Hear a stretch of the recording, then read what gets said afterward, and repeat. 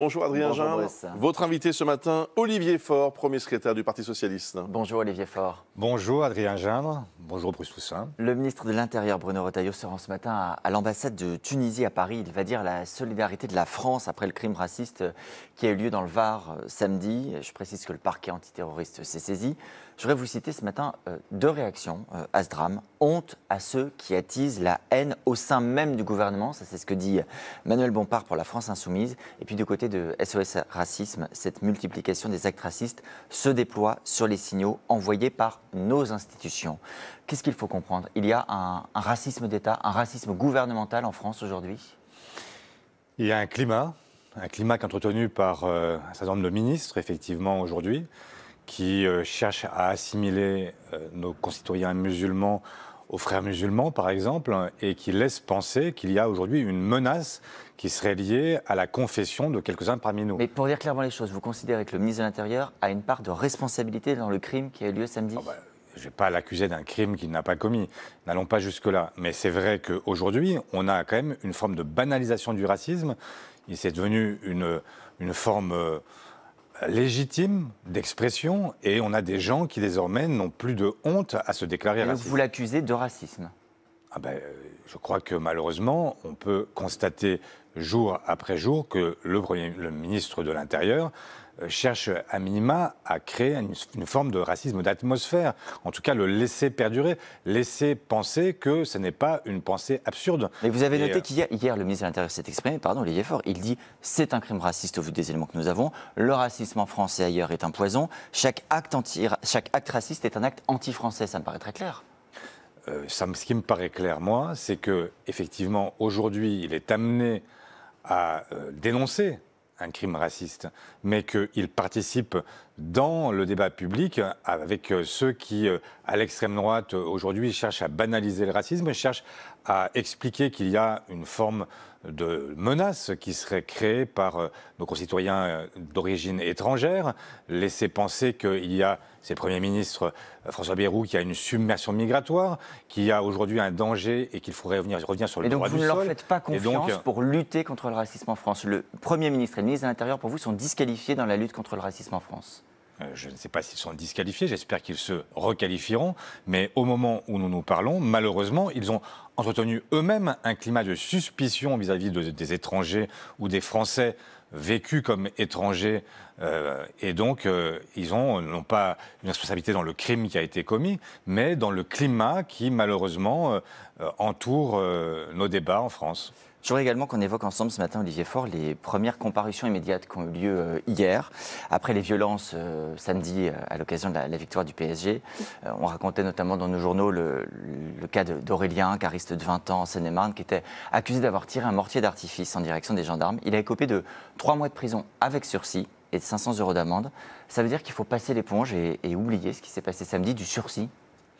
Non, d'abord, je veux dire qu'il y a des jeunes qui ont malheureusement gâché la fête qui aurait dû se dérouler sans aucun éclat. Et c'était un magnifique match. Ce 5-0 était inespéré. Vous avez vibré, comme moi, comme beaucoup, devant l'équipe du PSG. Et c'est vrai que de voir des casseurs se rendre sur les Champs-Élysées ou ailleurs, chercher à utiliser cet événement comme une aubaine et venir casser, piller, etc., c'est absolument insupportable. Mais dès lors que ça a lieu, est-ce que la justice n'est pas dans son rôle, ne serait pas dans son rôle d'une réponse ferme? Mais je pense qu'il y a des réponses fermes. Après, on doit tenir compte de ce que sont les casiers judiciaires de ceux qui sont lancés là-dedans. Donc quand on n'a pas de casier judiciaire, pour vous, il faut le bénéfice de la première fois. On peut casser une première fois? Non, il ne s'agit pas de dire qu'on peut casser une première fois. Il s'agit simplement de faire en sorte que la justice soit juste et qu'elle cherche à comprendre quelles sont les circonstances dans lesquelles c'est le cas en les jeunes... pour vous. Mais je n'en sais rien, je ne suis pas magistrat et ce n'est pas moi qui vais... Je ne sais pas si le jeune en question avait un casier judiciaire auparavant. Je ne sais pas s'il a été... En l'occurrence, non. Donc je ne sais pas s'il a été entraîné dans un mouvement de foule et que d'un seul coup, pris par l'émotion ou je ne sais quoi, il s'est lancé dans... Voilà, je ne sais rien de ce dossier, donc je ne peux pas répondre à cette question précisément. Ce que je sais, c'est que la justice doit à chaque fois évaluer et évidemment être ferme, parce que ce sont des actes qui sont des actes répréhensibles et qui ne sont pas... qu'on ne peut pas laisser Mais au cas par cas, se développer. Voilà. Mais c'est du cas par cas, parce que la justice elle a cette vocation, c'est de regarder chaque dossier et non pas de gérer en fonction de l'émotion collective. Vous avez entendu tout à l'heure, on en parlait avec Alba Ventura, le ministre de l'Intérieur, hier, n'a pas exclu formellement de quitter le gouvernement si la proportionnelle était mise en place. En tout cas, il a assuré que lui ne porterait pas ce texte de loi. Ça peut revenir dans ses prérogatives, étant donné qu'il est un ministre de l'Intérieur en charge notamment de l'organisation des élections. Vous lui dites quoi? Chiche, quitter le gouvernement? Oui, c'est chiche, oui. Mais c'est inédit. Vous avez là une coalition, et c'est là tout le problème de cette coalition. C'est que vous vous souvenez que c'est la gauche qui l'emporte et qui est en tête au moment de l'élection législative qui suit la dissolution. Et vous avez ensuite Emmanuel Macron qui nomme Michel Barnier, parce qu'il cherche à créer une coalition de manière très artificielle entre ce qu'on appelle le bloc central et les LR. Mais ils n'ont jamais discuté nulle part de ce qu'ils allaient faire ensemble. Et c'est ce qui donne ce sentiment de chaos permanent avec des gens qui disent tout et son contraire. Et là, vous avez aujourd'hui un ministre de l'Intérieur qui est quand même chargé des élections, qui normalement devrait être le ministre qui est chargé de porter une réforme de mode de scrutin et qui vient lui-même rencontrer le Premier ministre sous les caméras, sous l'œil des caméras, pour dire: écoutez, monsieur le Premier ministre, je suis en votre gouvernement, mais je fais ce que je veux. Mais écoutez, c'est pas tout à fait comme ça que je m'imaginais jusqu'ici un gouvernement. Vous voterez la nouvelle motion de censure qui est déposée par LFI, qui doit être examinée cette semaine? Ce sera débattu ce matin dans le groupe parlementaire, donc je n'ai pas encore la réponse. Mais moi, ce que je souhaite, c'est que nous ayons plutôt... nous focalisions notre attention sur la question des retraites. Parce que le débat... Et à ce moment-là, décider d'une motion de censure en fonction... de ce que dira le Premier ministre, puisque vous vous souvenez aussi qu'il s'est engagé par écrit auprès de nous à faire en sorte que le Parlement soit décisionnaire sur la question des retraites.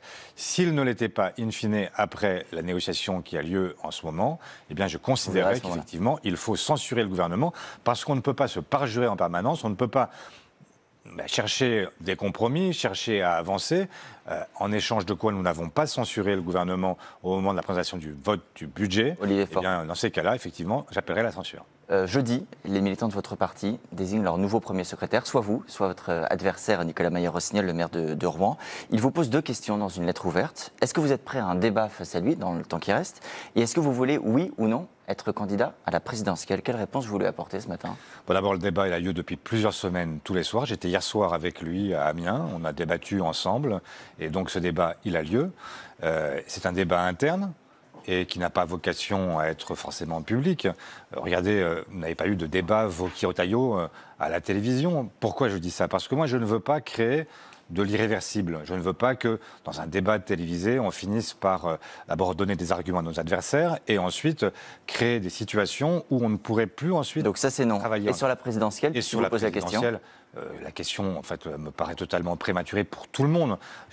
Aujourd'hui, la gauche n'est pas, honnêtement, en situation de gagner une élection présidentielle. Et donc, toutes celles et ceux qui se déclarent jour après jour, il y en a beaucoup dans son camp, François Hollande, Carole Delga, Karim Bouamran, enfin je pourrais en citer d'autres, qui font passer le message qu'ils seraient candidats à l'élection présidentielle. Quel sens ça a à un moment où la gauche est si bas? Donc d'abord, rassemblons la gauche et les écologistes, faisant en sorte que de Ruffin et Glucksmann, nous ayons un pôle qui permette de désigner à la fois un programme commun, puis ensuite un candidat commun, et après on en reparle avec tout le monde, et là, chacun aura toutes ses chances.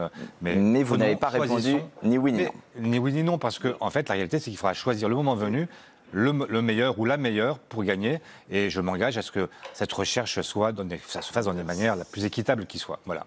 Merci. Résultat dans la soirée de jeudi? Résultat dans la soirée, le temps que tous les résultats remontent des fédérations. Donc ça prend un peu de temps, mais dans la nuit, vous aurez les résultats. Merci Olivier Faure, merci beaucoup Adrien Gindre.